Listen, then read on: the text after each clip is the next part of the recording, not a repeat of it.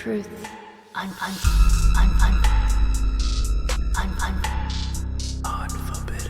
Truth. Podcast.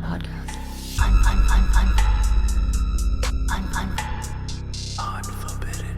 Truth. Podcast. Welcome to Unforbidden Truth. I'm Andrew. On this week's episode, I'll be speaking with convicted murderer Darwin Godoy. Darwin's co-defendants in this case are Miguel Suarez, Richard Morales, and Dimpy Patel. On October 23, 1997, the bodies of Ajit Hara, Rajesh Kalsaria, and Bhushan Raval were discovered. The 911 call was made by the victims' children that found their parents' and sisters' bodies. At his trial, Darwin testified for the state. According to his testimony, Dimpy Patel told him that he needed to kill somebody and asked Darwin if he knew of anyone. At that time, Darwin introduced Dimpy to Miguel Suarez. Darwin testified he knew Miguel because he had bought illegal cell phones from him before. On the day of the murders, Darwin provided the information that led to the shooting deaths of 3 individuals. Suarez and Morales drove to the victim's house while Darwin followed them in a separate vehicle. Darwin testified that he waited in the car while Suarez and Morales went inside with gloves, a gun, a bulletproof vest, and duct tape. Darwin pled guilty to murder and 2 counts of aggravated manslaughter. He was sentenced to 30 to life with the possibility of parole after 30 years. Here's my interview with Darwin Godoy. Where were you born? I was born in Santo Domingo, Ecuador, South America. I lived there until I was 9 years old before I immigrated to the U.S. Do you remember your experience there as a young child? Yeah, I would say it was very close-knit family structure. Really, I'm the youngest of my siblings, and so we were always very close. It wasn't until really the death of my father that really prompted my mother to make that courageous, I would say, courageous decision to move to the U.S. Do you remember what your first positive memory as a child was? Wow. The first that comes to mind is it's just probably it's just being at home with surrounded by my family. It was Christmas Day, I remember. As a matter of fact, it just given me my first bike. I think must have been maybe like 4 or 5 years old, probably. Do you remember your first negative memory as a child? Yes, I would say. The one that had really the impact on me was the passing of my father. I was 8 years old, so definitely that left an impact on me. Were your parents together up until your father's death? They were separated, but I was basically they were basically carrying custody of me. Did you suffer any type of childhood abuse or trauma? No, no type of child abuse. What was your behavior like growing up, starting as early as you can remember? Well, like I mentioned before, I came really from a close-knit family. Basically, I just remember a lot of family gatherings where it was, whether it be some aunts or uncles or cousins, and it was, I guess, my family was very, very overly, protective of me. So I've just spent a lot of time just with my family, really. What about your behavior in high school and middle school? Well, that definitely For one, once I immigrated to the U.S. because there was a big language barrier. I didn't know any English, so um, you could just imagine. I was just 9, and so in a foreign land, I didn't know the language, so that was challenging. And kids can be cruel. I guess at that time, I guess what's today very prevalent as to bullying and what have you. So um, yeah, but it wasn't until I was able to um, learn English well and develop a sense of friendship in middle school and throughout high school. What's the extent of your education? Well, right after high school, I ended up heading up to college. So I would say probably about high school and uh, year and a half, probably year and a half, close to 2 years of college. Did you engage in any type of criminal activity as a juvenile? No, no, not at all. Actually, I definitely was no. I wasn't street smart. The only job that I've always had was always just working for my brother's company at the time, and so it was basically just from school, home, family gatherings, and that was it really. So like I said, my family, I mean, was very, I would overprotective, I would say. So, but yeah, I did not have any dealings with the law or nothing as a juvenile. What about after you turned 18, prior to the crimes that you're currently serving time for? After I was at 18, as I mentioned, after high school, I ended up deciding to go to college. So ended up going to Rhode Island, hopefully to have a career in international business. But being away from my family, really after the first trimester, really missed them a lot. So it kind of like showed, the fact that wasn't really I wasn't really applying myself as educationally as I should have, and so and plus I was just really homesick, so I ended up deciding to come back and try to basically just go to school near home, which I did. It was only about 45 minutes to an hour away from home. Let's talk about the crimes you're currently in prison for. You're serving a life sentence with the possibility of parole after 30 years, after being convicted alongside 3 others for a robbery and 3 homicides. Can you walk me through everything that led up to the events that went down the day, the robbery, the 3 homicides, and what followed after the fact? Well, as as I mentioned before, that I never had any previous dealings as a juvenile or delinquency with the law, and it was really never had any street smarts. I was never part of the gangs or actually or even used drugs. Being young, 19, 20, immature, inexperienced, you really a teenager tends to adopt a full sense of invincibility, I would say. Um, and for me, for one, I ended up just meeting the wrong people. I would say now it was probably just evil in the flesh, which led me to make some horrible, scared choices in my life, and that ultimately led to the loss of life of 3 people, and families were shattered, including mine. Um, and just I was charged. I was charged as a lookout, and then later convicted for felony murder, and 2 counts of duress, manslaughter.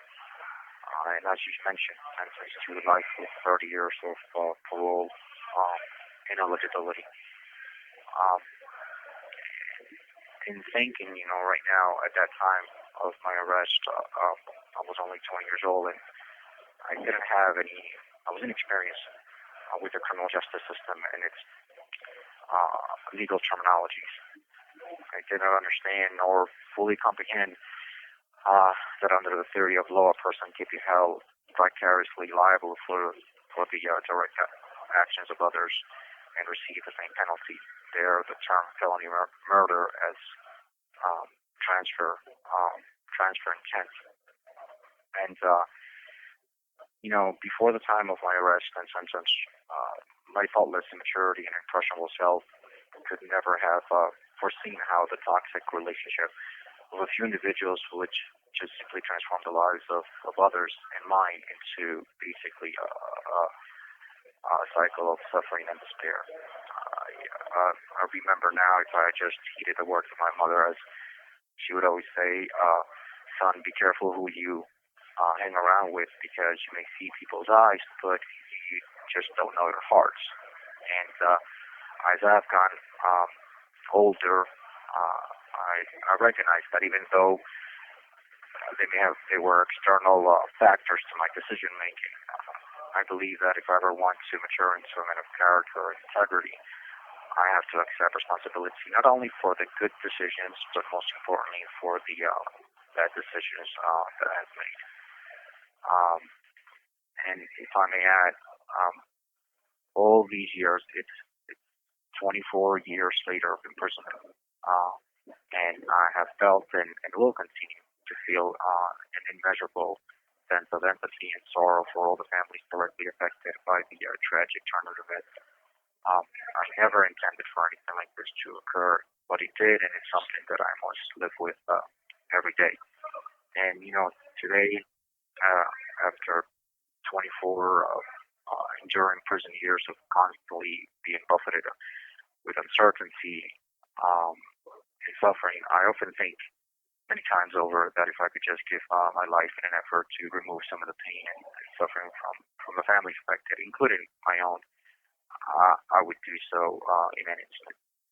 And but notwithstanding what I can do, and really by God's grace, what I continue to do as I've served my time, is to fervently utilize these sentiments and focus on transforming a human tragedy into a personal human achievement of redemption, forgiveness, and hope.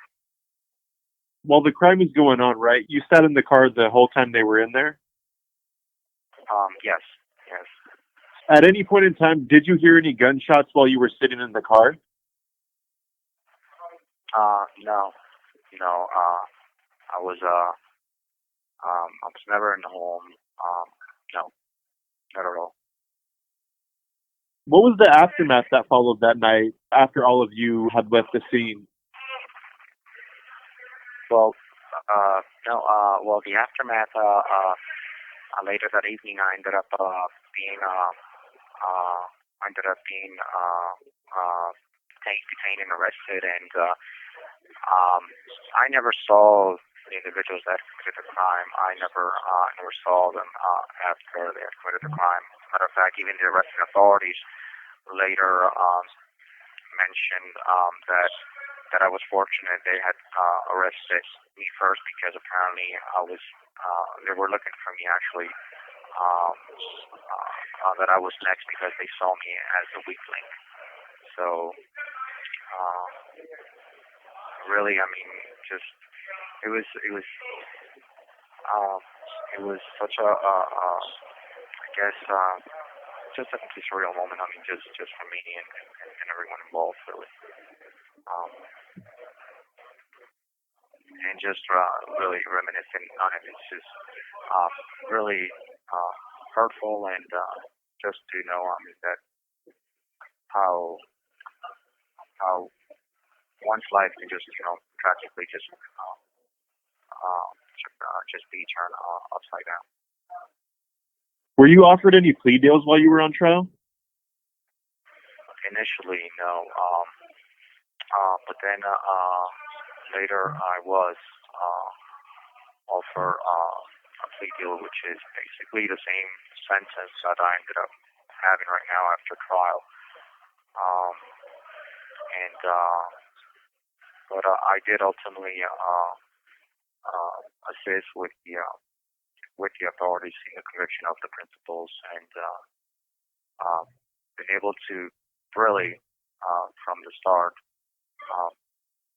try to do not only what's really thinking of the families of the victims and thinking of the best for my family, being able to move forward, being able to just trying to do the right thing. So when you were convicted and handed down that life sentence with the possibility of parole after 30 years, what was your reaction?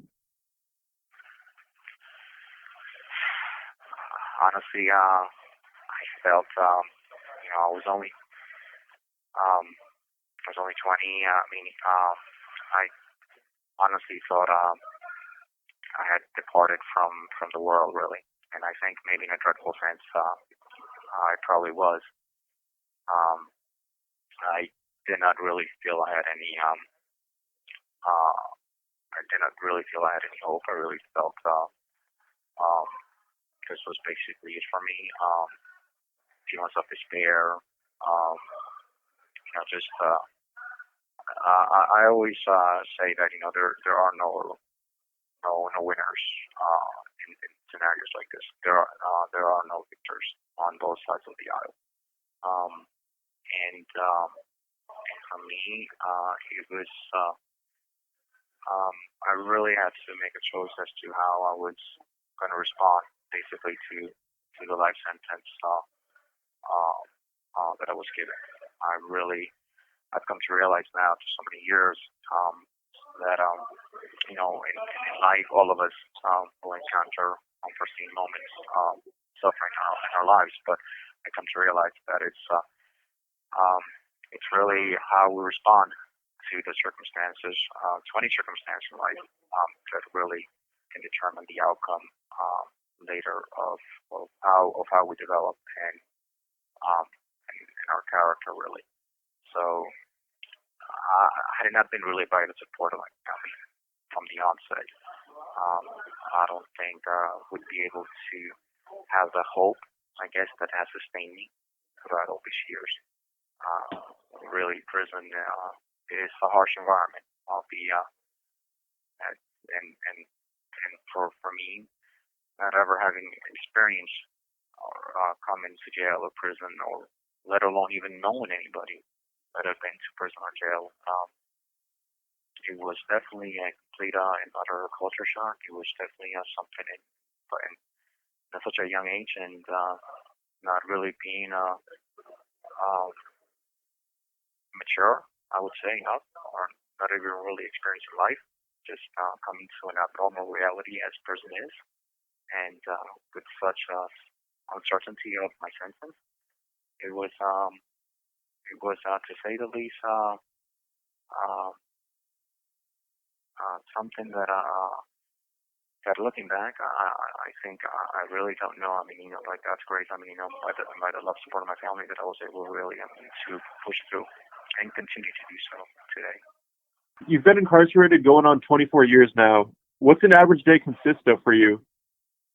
Well, like I mentioned before, prison is a harsh environment. Prison can really desensitize the human heart. I'm reminiscent of one of my favorite quotes by Eleanor Roosevelt, where she says, "You gain strength and courage and confidence by every experience in which you really stop to look fear in the face." And every day for me it's a challenge. Every day for me, just to be able to wake up and just to be able to not let go of that ounce of hope, to continue on and moving forward. One of the very first things I would have to um, um, I would say mention was I had to avoid uh, what I call the arrested development syndrome because coming to prison when I was 20, and I've had to really learn to mature mentally and emotionally and spiritually without the normal experience of somebody now my age, probably right now somebody my age already married with a teenage kid, a house, mortgage. So um, an average day for me really it's waking up. I mean, with an ounce of hope and being able, as I mentioned before, to push forth my sentiments and to um, trying to self better myself, to uh, being able to just stay focused, stay positive. Uh, and during 24 years, I've been able to not only just have a infraction-free prison record, an exemplary record, but at the same token, I've been able to have favor with the correctional staff who have allowed me to give me opportunities really to express myself as I am and actually see me as a person of worth, which has allowed me to have some type of meaning within this abnormal reality. Um, and I do have a prison job. I work in like a printing shop, and that gives me a sense of identity as as most people are to their jobs or professions. So, um, and being able to, whenever I get an opportunity to speak to my family, to my loved ones, I like to write a lot. I like to read a lot too. So that pretty much how I carry on from just one day at a time. Have you been diagnosed with any mental illnesses? No. Before we conclude this interview, is there anything that you'd like to talk about that we haven't covered yet? Yes. Yes, I do. I would actually. I was. I don't. That's what I was actually just referring to. I wanted to talk about change versus transformation, and I wanted to touch upon my arduous endeavor to return and be deported back to my native Ecuador, um, and just to the challenges that I would be facing after decades of imprisonment. Just and really the things that, despite of that, I wanted to hopefully touch upon the book, Finding Meaning Through the Valley, that I was able to write uh, uh, recently, and so beginning with like change versus transformation, I think as I mentioned before, I mean for me, I really had to make a brave decision really within myself to move forward really in this abnormal reality that I was facing with the uncertainty of my sentence. And so, people, they speak about personal change, but change to me is fickle and leaves you wanting for more. It can become really a temporary practice because you can always revert to your old way of thinking, and sometimes changing like a pair of jeans from one day to another.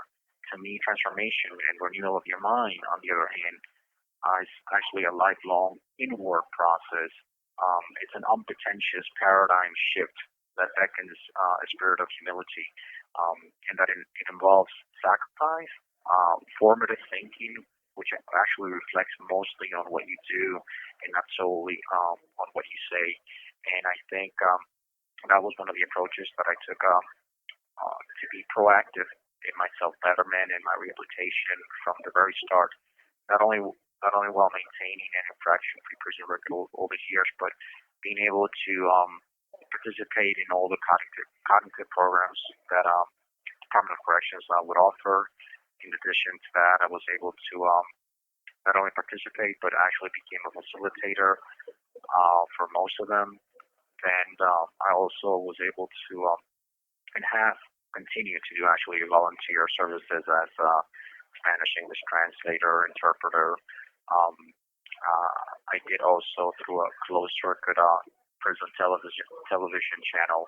I was able to disseminate the news in English and Spanish. I was given um, uh, as a volunteer. So throughout the years, um, I was able to just be proactive within myself. I even ended up learning how to paint landscapes, and I would say fortunate to have my embassy of Ecuador in Washington have an art exhibition in 2011 of my paintings. And then moving forward, as the years passed, I think it was really through mostly the diagnosis of my mother when she was diagnosed with breast cancer. I think it really hit just throughout the years. I've had family losses. I've had moments of continued, of course, despair. And so I think it was that culminating moment, I remember years ago when my mother was diagnosed with breast cancer, that really moved me to write a book, Finding Meaning for the Valley. I think the title itself envelops basically my whole journey. Is trying to find meaning through this valley experience, trying to find purpose to sometimes a meaningless existence, because prison can be just so monotonous. It's just black and white. Every day is counts, child time, counts again. Most of the decisions are being made for you. Um, for a normal person on the outside who gets to make probably 200 to 200 something decisions daily, here that's only limited to maybe 20, 25 decisions that you can make, because you're told what to eat, when to eat, and so forth. Um, so I think those are really collective things just led me really to write the book, to share my experiences, to really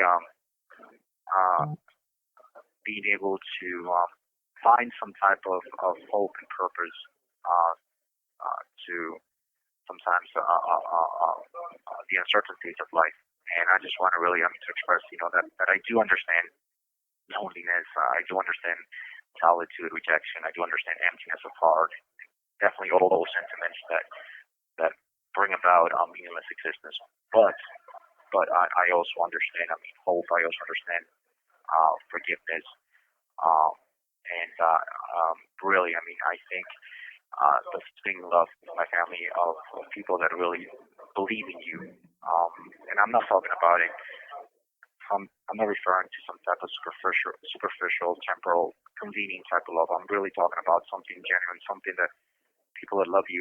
Just besides your failures, besides your appearance or disabilities and conditions, something genuine. That would that in and of itself just gives you purpose to push forward, to continue on with your dreams and your hopes, to contribute to something positive in this world before before you go. Um, and I think I just wanted to really, finish with my arduous efforts really to return or to be deported back to my native Ecuador. Um, that for the last 24 years, I don't see myself as a pervasive threat to society, and I've definitely not been a pervasive threat to the Department of Corrections for the last 24 years. I realized that just for me, freedom, it's being reborn. It's a rebirth. Um, it's it's grace, really, for me. It's an opportunity to turn the page in a new chapter of my life. And I always say that the end is just the beginning of something new, of new hope, of new opportunities. And I do realize that after decades in prison, I will be facing a changing and a different world. Um, challenges that I will face, seeking employment, stability, and even social ties. So it's something that I wanted to really touch upon. That as throughout the years here, through correction officials have given me opportunities. I've never let them down. I've always been someone that has put forth 110%. And really, if someone would be willing to just give me a second chance, say, I won't let them down. Somebody that has served over half my life in this environment, and just trying to find some never to lose that ounce of hope, but being able to move forward has been important for me with the love and support of my family. So thank you for allowing me to have this platform. Really, I want to really even thank the correctional staff. I mean, that over the many years have just given me opportunities to express myself and see me as a person of worth. Has definitely given me the courage to move forward. That was my interview with Darwin Godoy. Thank you for listening. Unforbidden truth. Unforbidden truth. Podcast.